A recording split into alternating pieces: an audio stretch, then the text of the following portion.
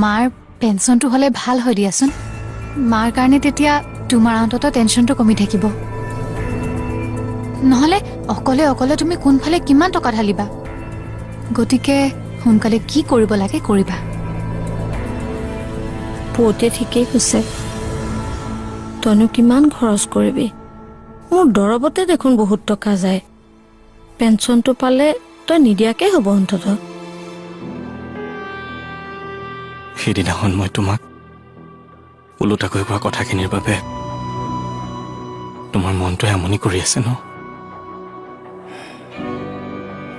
কিন্তু বিশ্বাস কৰা দেউতা মই তোমাৰ মনত কষ্ট দিয়াৰ উদ্দেশ্যেৰে মই সেইখিনি কথা কোৱা নাছিলো মই আচলতে দেউতা সেইবোৰ কথা এৰি দিয়া না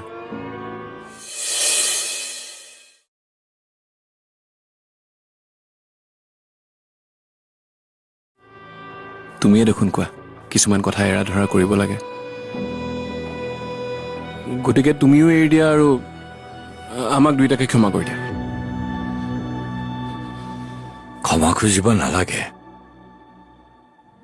তহঁতে যে কথাবিলাক বুজিছ মোৰ বাবে সেয়াই যথেষ্ট চা এই হাতখনৰ আঙুলিকেইটা ভাই ককাই বাই ভনীৰ দৰে এই আঙুলিকেইটা একেলগে মুঠি মাৰিলে যি শক্তি পোৱা যায় ভাই ভনী ককাই মিলা প্ৰীতিৰে থাকিলেও তেনেদৰে পৰিয়াল এটি শক্তিশালী হয় সেই শক্তি হেৰাই যাব নিদিবি নিদিওঁ দেউতা আমি সদায় একেলগে থাকিম আমাৰ ওপৰত বিশ্বাস ৰাখা কেতিয়াবা আমি সৰু সুৰা খুটখাট লাগিলেও কেতিয়াও বেলেগ হৈ নাযাওঁ তুমি সেইটো চিন্তা নকৰিবা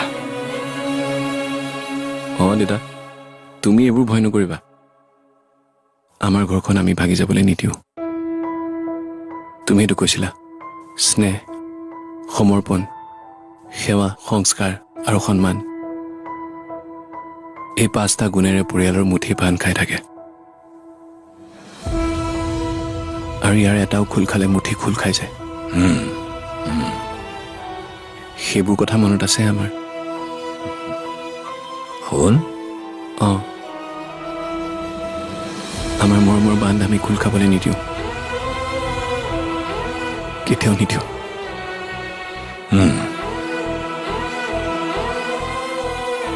এতিয়াহে মোৰ মনটো ভাল লাগিছে মোৰ বুকুৰ মাজলৈ এই তয়ো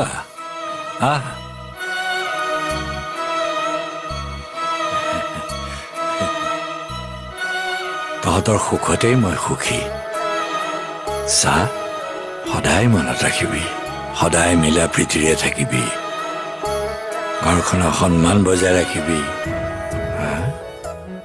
মোৰ আৰু বেলেগ কামনা নাই মই যদি তহঁতৰ মিলা প্ৰীতি দেখি মৃত্যুবৰণ কৰোঁ তেতিয়াও মই শান্তি পাম বুজিছ তহঁতৰ মিলা প্ৰীতিয়ে মোৰ শেষ ইচ্ছা সেনেকে যদি মই যাব পাৰোঁ মই ওপৰলৈ গৈ শান্তিত থাকিব পাৰিম সদায় এনেকৈ থাকিবি দেই বাবাহঁত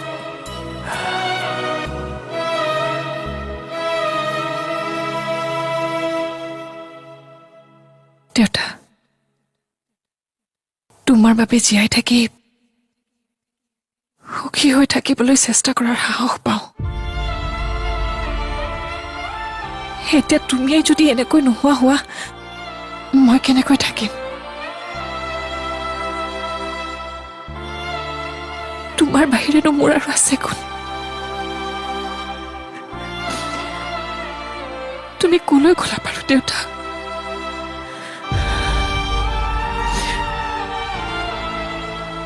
ইমান ডাঙৰ চহৰখনত মই তোমাক ক'ত বিচাৰি যাওঁ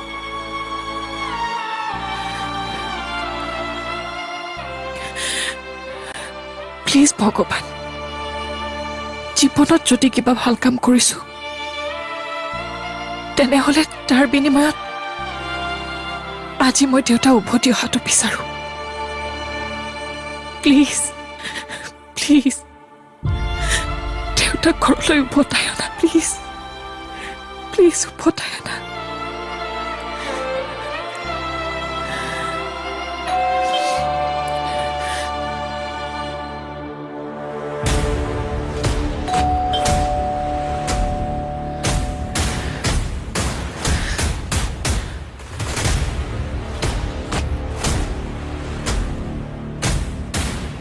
নমস্কাৰ বাইদেউ নমস্কাৰ আপুনি সুৰভি বৰদলৈ হয় কিয় সুধিলে খুৰা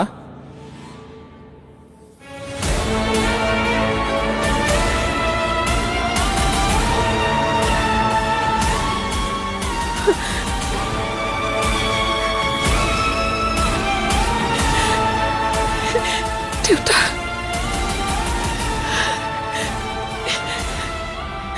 দেউতা তুমি কলৈ গৈছিলা দেউতা তেখেতক মই ৰাস্তাতে পালোঁ তেখেতে ঘৰলৈ আহিম বুলি কৈছিলে কিন্তু ঘৰ ক'ত ক'ব পৰা নাছিলে দেউতা মই কিবা ইনফৰমেশ্যন পাম বুলি ৱালেটটো চাওঁতে কাগজ এখনত তেখেতৰ এড্ৰেছটো পালোঁ সেইকাৰণে মই ইয়ালৈ লৈ গুচি আহিলোঁ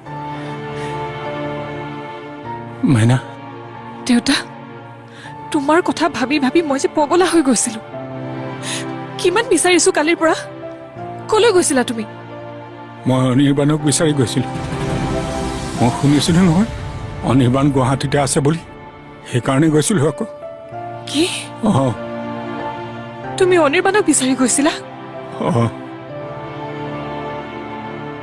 কিন্তু মই এড্ৰেছটো পাহৰি যোৱাৰ বাবে হেৰাই গ'লো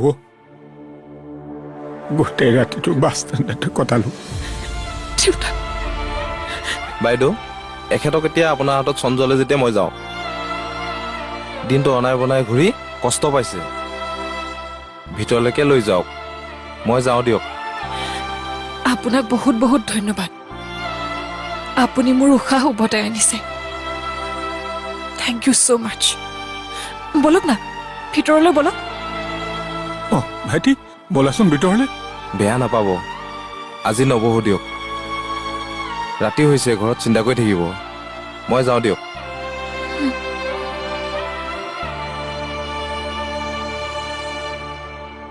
দেউতা তুমি এনেকৈ আৰু প্লিজ নাযাবা দেই ব'লা ভিতৰলৈ ব'লা অনিৰ্বাণ আহিছেনে দেউতা আগতে ভিতৰলৈ ব'লাচোন কম আহা মই সকলোবোৰ কম ব'লা লাহে লাহে ব'লা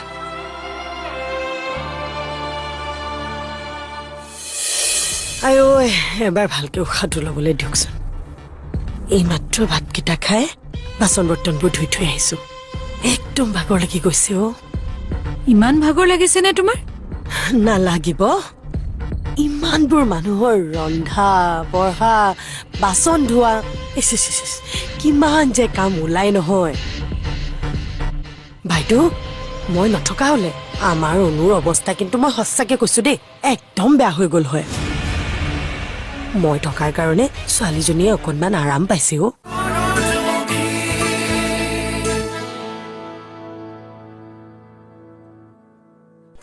আপোনাৰ 10 টকা আৰে মোৰ 10 টকা লৈ গ'ল ঐ পাই গলো নোট আপোনাৰ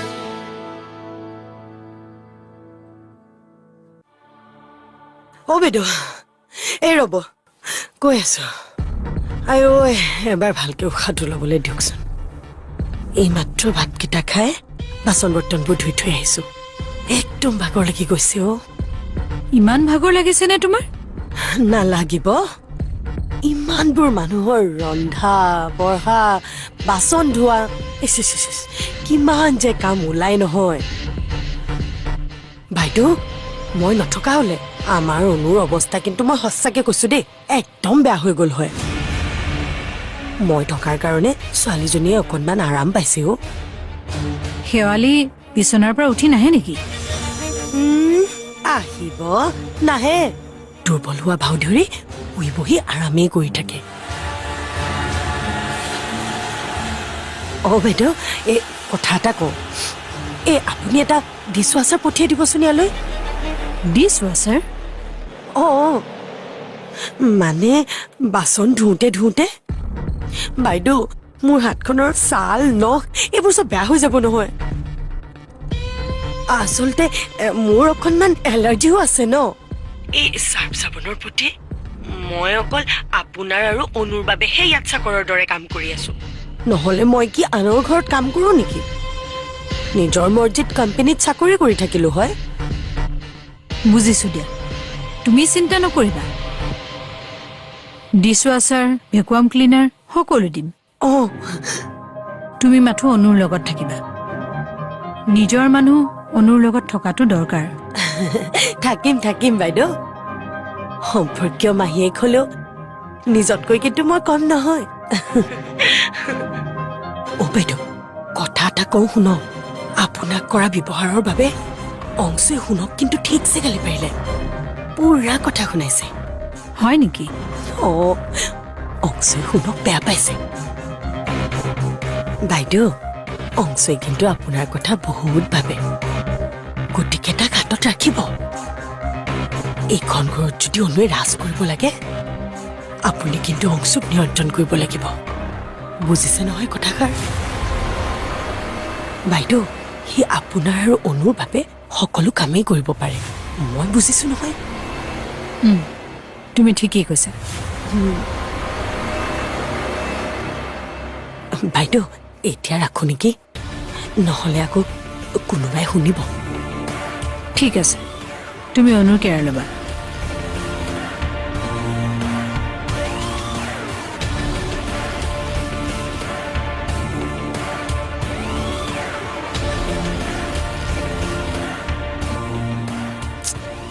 হাতখন সঁচাকৈ বেয়া হৈ গৈছে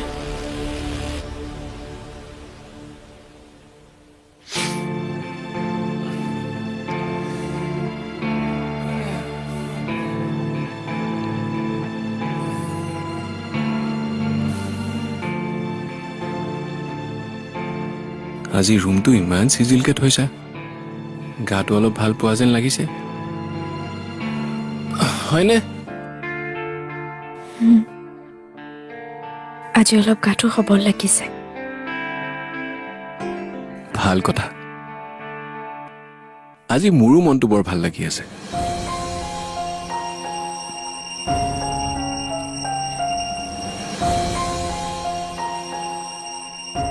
কাৰোবাক যে লগ কৰিব গৈছিলে সেইজন কোনোবা ভাল বন্ধু চাগে যাক লগ পাই সময় অতিবাহিত কৰি ভাল লাগিছে একদম নহয়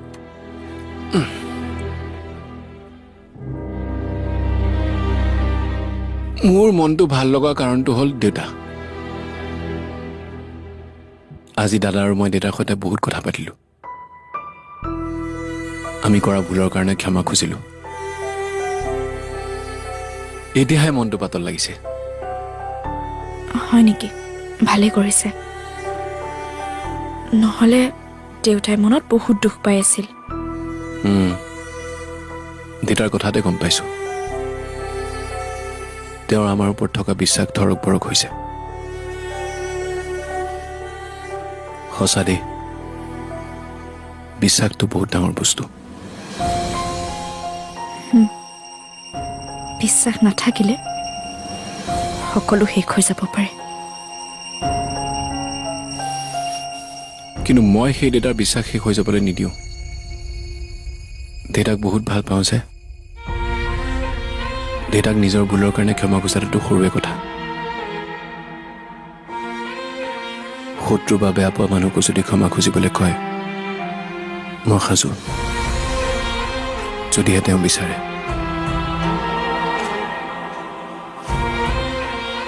যিয়ে নহওক তেওঁৰ মুখত হাঁহিটো দেখিলো যে সেইটোতে শান্তি লাগিছে আজি কমচে কম শান্তিত শুব পাৰিম ব'লা সোনকালে শুই থাকো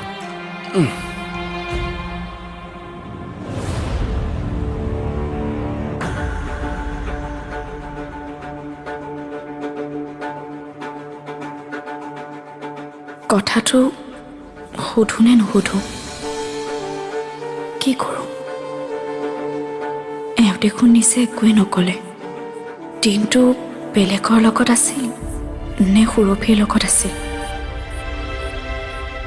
মনটো ভাল হৈ আছে এইবোৰ এতিয়া সুধিলে সন্দেহ কৰা বুলি বেয়াহে পাব চাগে থাকক শেৱালি কি হ'ল লাইটটো অফ কৰা আৰু খোৱা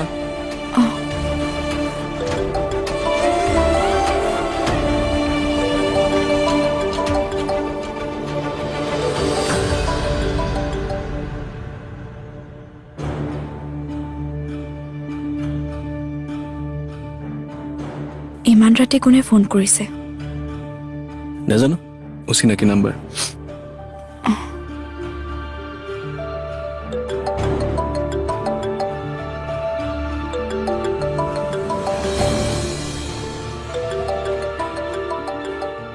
আপুনি কাটি দিয়াৰ পিছতো যে ফোন কৰি আছে অঁ ফোনটো অফ কৰি থওক অফ নকৰোঁ ৰ'বা ৰাতি কোনোবাই ইমাৰ্জেঞ্চিত পৰি ফোন কৰিবও পাৰে কি ঠিক বায়ো ফোন কৰিব পাৰে তাই উভতি অহা আশা এৰি দিয়া নাইতো তেন্তে এই অচিনাকি নম্বৰটোৰ ফোন ধৰিব লাগিছিল বাইদেউৰ ফোনতো হ'ব পাৰে নহয় এইটো বাৰ ফোন নহয় বেলেগৰ আপুনি কেনেকৈ জানিলে জানিলোঁ আৰু বা হোৱাহেঁতেন ফোন ৰিচিভ কৰা নেদেখিলে মেছেজ দিলে হয় घर में सुबह का माहौल तनाव से भरा होता है। राधा चुपचाप सबकी बातें सुनती है। प्रथम गुस्से में निहारिका पर बरसता है। दादी हालात संभालने की कोशिश करती है। निहारिका राधा पर नया अंजाम लगाती है। गौरी राधा का साथ देती है। परिवार दो हिस्सों में बट जाता है। प्रथम गुस्से को राधा की बातें पर शक कर लेता है। ओम प्रकाश बीच बचाव करता है। अचानक एक पुराना राज सामने आता है। सबके चेहरे पर हैरानी छा जाती है। निहारिका अपने बचाव में आंसू बहाती है। राधा अपनी सच्चाई बताने की कोशिश करती है। प्रथम बीच में रोक देता है। दादी पहली बार राधा के पक्ष पे खड़ी होती है। माहौल गर्म हो जाता है। बाहर कोई अजनबी दस्तक देता है। घर वाले हैरान होकर दरवाजे की ओर देखते हैं। अजनबी हाथ में पुराना सबूत लेकर आता है। सबूत देखकर प्रथम चौंक जाता है। निहारिका का चेहरा उतर जाता है। राधा की आंखों में आंसू आ जाते हैं। सच सामने लाता है। निहारिका अपनी चालाकी दिखाने की कोशिश करती है। प्रथम गुस्से में निहारिका को चेतावनी देता है। ओम प्रकाश माहौल शांत करने की कोशिश करता है। गौरी खुश होकर राधा को गले लगाती है। निहारिका अकेली पड़ जाती है। दादी सबको मिलकर हैरान करने की सलाह देती है। अचानक बिजली चली जाती है। अंधेरे में किसी की चीख सुनाई देती है। निहारिका जमीन पर बेहोश पड़ी मिलती है। डॉक्टर को तुरंत बुलाया जाता है। डॉक्टर कहता है कि हालात गंभीर हैं। परिवार में डर और खामोशी छा जाती है। प्रथम चुपचाप सोच में डूब जाता है। राधा उसके कंधे पर हाथ रखकर कहती है, एक बड़े सवाल के साथ क्या निहारिका की सच्चाई अब सामने आएगी? राधा प्रथम को हिम्मत देती है और कहती है, सच कोई नहीं रोक सकता है। दादी डॉक्टर से बार बार निहारिका की हालत पूछती है। गौरी भगवान से प्रार्थना करती है। ओम प्रकाश परिवार को संभालने की कोशिश करता है। आते हैं। निहारिका कमजोर आवाज में कुछ बोलने की कोशिश करती है। डॉक्टर कहता है इन्हें आराम की जरूरत है, परेशान मत कीजिए। प्रथम और राधा कमरे से बाहर निकल जाते हैं। बाहर दादी और ओम प्रकाश गंभीर चर्चा करते हैं। दादी कहती अब सच छुपा नहीं रहेगा। रात का संकट पूरे घर पर छा जाता है। राधा खिड़की से आसमान देखती है और आंखें बंद कर लेती है। प्रथम चुपचाप उसके पास आकर खड़ा हो जाता है। दोनों के बीच खामोशी में भी बातें होती हैं। अचानक दरवाजे पर किसी की हल्की आहट होती है। गौरी डरकर दौड़ती हुई आती है। किसी ने आंगन में परछाई देखी है। सब घर वाले आंगन की तरफ जाते हैं। आंगन में जमीन पर फटा हुआ कागज का टुकड़ा मिलता है। दादी कागज उठाती है, पढ़ती है। उसमें एक छुपे हुए राज का जिक्र होता है। प्रथम और राधा उस राज को जानने की कोशिश कर लेते हैं। निहारिका अपने कमरे में जाकर ये सब सुन लेती है। उसके चेहरे पर फिर से चालाक मुस्कान आती है। अचानक तेज हवा चलती है और आंगन का दीपक बुझ जाता है। सब एक दूसरे को देखकर घबराते हैं। गौरी कहती है ये कोई अबकुसोन नहीं है। दादी सबको शांत रहने को कहती है। प्रथम फटे कागज का दूसरा टुकड़ा ढूंढने लगता है। राधा भी उसके साथ खोजने लगती है। तभी आंगन में एक परछाई फिर से गुजरती है। ओम प्रकाश दौड़कर देखता है लेकिन कोई नहीं मिलता है। दादी कहते ये खेल किसी अपने का ही है। राधा सोच में डूब जाती है। प्रथम उसकी तरफ देखता है, कहता है हम सच के आगे और ज्यादा जा रहे हैं। अचानक गौरी जोर से चिल्लाती है। उसे कोई पीछे धक्का दे देता है। सब दौड़कर गौरी को संभालने लगते हैं। दादी डरकर भगवान का नाम लेती है। प्रथम गुस्से में कहता है अब ये जो भी है सामने आए बिना नहीं बचेगा। राधा आंगन में बड़ी टूटी चूड़ी उठाती है। दादी पहचान लेती है ये चूड़ी निहारिका की है। सब चौंककर एक दूसरे को देखने लगते हैं। ओम प्रकाश कहता है लेकिन निहारिका तो कमरे में थी। प्रथम दौड़कर निहारिका के कमरे में जाता है। निहारिका बिस्तर पर लेटी होती है, सोने का नाटक कर रही होती है। प्रथम उसकी कलाई पकड़कर पूछता है ये चूड़ी तुम्हारी कैसे टूटी? निहारिका कहलाती है वो है बहाना बनाती है। राधा उसकी आंखों में देखकर सच भापने लगता है। कोशिश करती है। दादी कहती है अब बहुत हो गया, कल सुबह सच सामने लाना ही होगा। माहौल में तनाव और रहस्य और गहरा हो जाता है। रात को राधा और प्रथम आंगन में खामोश बैठकर सोचते हैं। अगली सुबह घर में भारी खामोशी छाई रहती है। दादी पूजा घर में दीपक जलाती है, भगवान से शक्ति मांगती है। प्रथम सबको हाल में इकट्ठा करता है। राधा हाथ में फटा हुआ कागज ले आती है। ओम प्रकाश कहता है आज हमें सच्चाई सामने रखनी होगी। निहारिका परेशान होकर कमरे में बाहर आती है। गौरी उसकी तरफ गुस्से से देखती है। दादी निहारिका से सवाल करती है ये सबूत तेरे खिलाफ क्यों बोलते हैं? निहारिका घबराकर चुप हो जाती है। प्रथम उसकी चिट्ठी को शक की निशानी मानता है। अचानक दरवाजे पर वही अजनबी फिर आता है। उसके हाथ में एक और दस्तावेज होता है।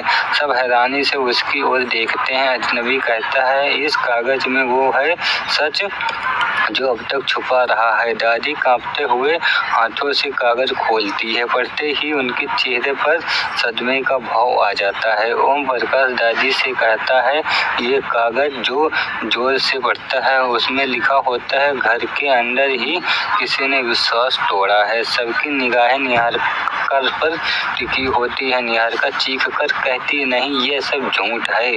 प्रथम उसकी आंखों में सीधे देखता है। राधा सीधे सीधे कहती है सच से भागने की कोशिश मत करो गौरी। तभी गौरी निहारिका की चालें सबको बताने लगती है। ओम प्रकाश बीच में रुककर कहता है पहले सबूत देख लो। दादी सबको शांत रहने की कोशिश करती है। अजनबी कहता है ये राज सालों से छुपा आ रहा है। सबकी सांसें थम जाती हैं। दरवाजे पे लिखा होता है घर की बर्बादी के पीछे कोई अपना है। प्रथम हैरान होकर राधा की ओर देखता है।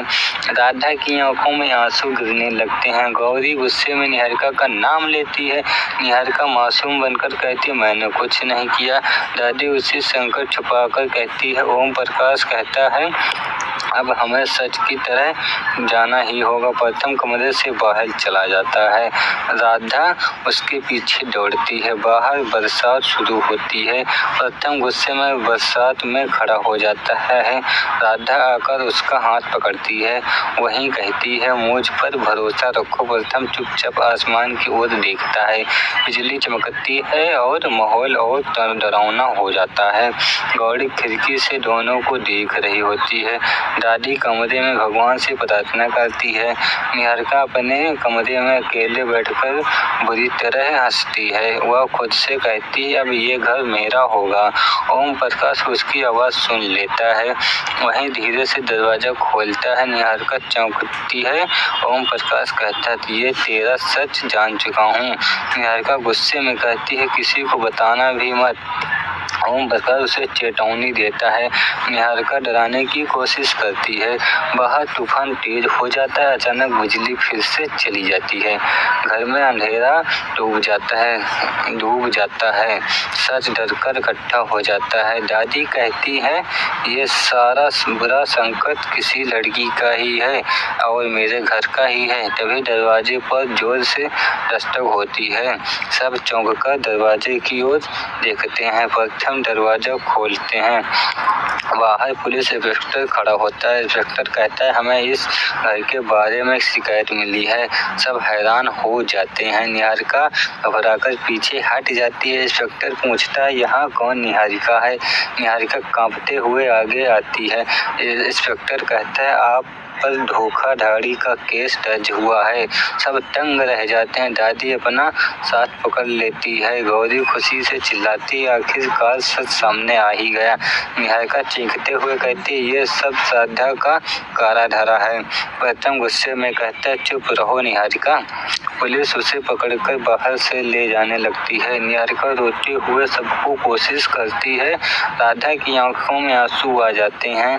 दादी कहती है आज हमारे घर का बोझ हल्का हो गया। पुलिस निहारिका को ले जाता है।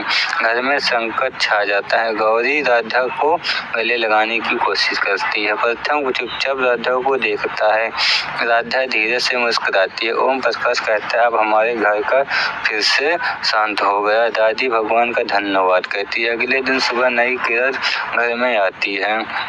सब लोग मिलकर पूजा करते हैं। राधा आरती करती है।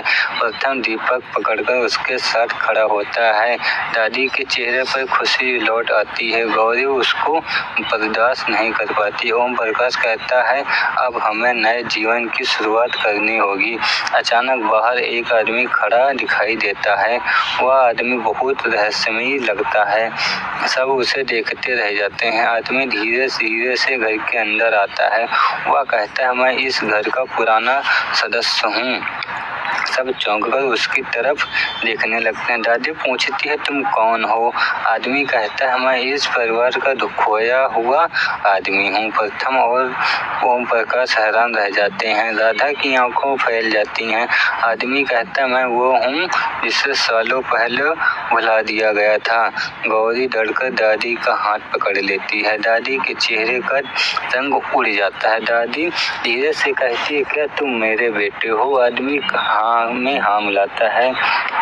सबकी सांसें थम जाती हैं। राधा और प्रथम एक दूसरे को देखते हैं। दादी की आंखों में आंसू बहने लगते हैं। वह कांपते हुए आवाज से कहती है तू सच में मेरा बेटा है। आदमी चुपचाप सिर हिलाता है। प्रथम गुस्से में पूछता है तुम इतने साल कहाँ थे। आदमी कहता है सच बताने का वक्त आ गया है। गौरी डरी हुई दादी से लिपट जाती है। ओम प्रकाश हैरान होकर खड़ा रह जाता है। राधा आदमी की आंखों में झांककर सच पहचानने की कोशिश करती है। आदमी कहता है मुझे इस घर में से निकाल दिया गया था। दादी सदमे में कहती है नहीं मैंने तुझे कभी नहीं निकाला। आदमी गहरी सांस में लेकर कहता है किसी ने मुझे फंसाया था। सबकी नजरें निहारिका की तरफ जाती हैं लेकिन वो अब घर में नहीं थी। प्रथम सोच में पड़ जाता है। आदमी बताता है निहारिका ही मुझे फंसाकर दूध ले गई थी। राधा चौंक जाती है। दादी सिर पकड़कर कहती है बैठ जाती है। ओम प्रकाश गुस्से में कहता है ये तो सब निहारिका की साजिश थी। गौरी चिल्लाकर कहती है वो औरत फिर लौट आएगी। आदमी कहता है हाँ वो हार नहीं मानने वाली है। प्रथम दांत भीगते हुए कहता है मैं उसका खेल खत्म कर दूंगा। अचानक दरवाजे के बाहर किसी के कदमों की आहट होती है। राधा खिड़की से झांकती है। बाहर निहारिका पुलिस से छूटकर घर लौट आती है। उसके चेहरे पर बदले की आग साफ झलक आती है। दादी कहती है आवाज में, देख लो फिर आ गई है निहारिका अंदर घुसने की, चिल्लाती है मेरा है। प्रथम गुस्से में कहता है, उसका हाथ पकड़कर ले आता है। निहारिका चिल्लाकर कहती है, तुम मुझे कोई नहीं बचा सकता है। आदमी आगे बढ़कर कहता है, अब मैं तुझे रोकूंगा। निहारिका हैरान होकर उसे देखती है। वह कहती है, तुम अभी जिंदा हो?